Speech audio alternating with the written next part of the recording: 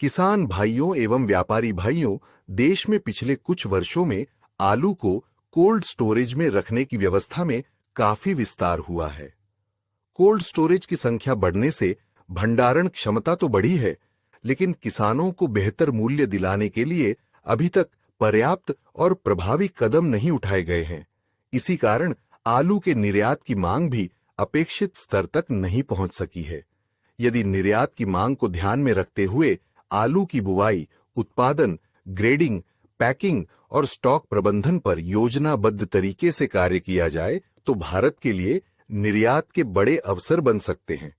निर्यात से जुड़ी तकनीकी चुनौतियों और गुणवत्ता मानकों को दूर करने पर विशेष ध्यान देने की आवश्यकता है, ताकि भारतीय निर्यातकों की वैश्विक बाजार में पकड़ और मजबूत हो सके। पड़ोसी देशों में आलू की मांग समय समय पर बनी रहती है।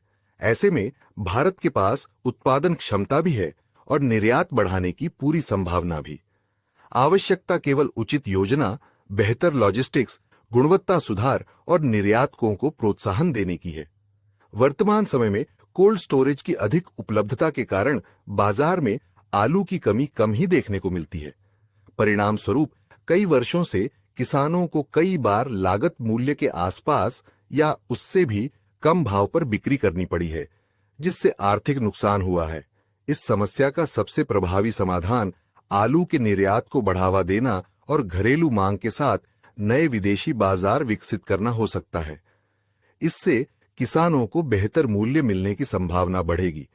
बाजार ट्रेंड की बात करें तो फिलहाल आलू के भाव में बड़ी गिरावट की संभावना कम दिखाई देती है।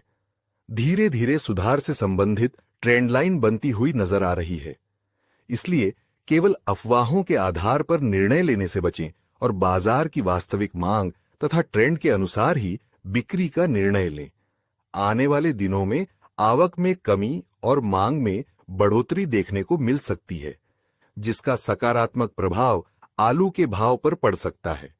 ऐसे में धैर्य के साथ बाजार की स्थिति पर नजर रखना किसानों के लिए अधिक लाभदायक साबित हो सकता है।